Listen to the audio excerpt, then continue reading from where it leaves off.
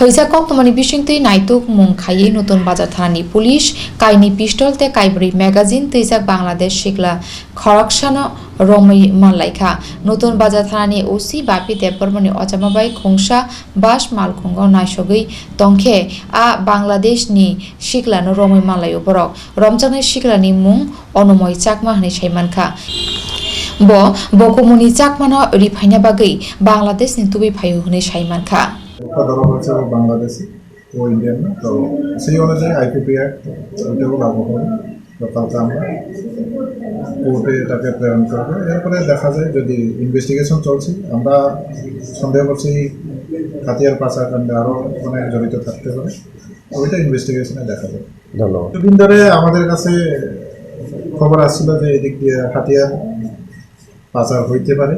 তো এই বেসিসে আমরা আজকে একটা পিন পয়েন্ট খবর ছিল যে একটা বাসের মধ্যে করে একজন লোক হাতিয়ার নিয়ে আসবে। তো সেই অনুযায়ী আমরা প্ল্যান চক আউট করে সিভিল ড্রেস এবং পুলিশ গাড়ি সহ আমরা নিয়ে ওই বাস গাড়িটা আটকিয়ে আমরা চেক করলাম। চেক করার পরে একজনের কাছে আমরা 2টা পিস্তল আর সঙ্গে 4টা ম্যাগাজিন এবং লোকটাকে আমরা আটক করেছি।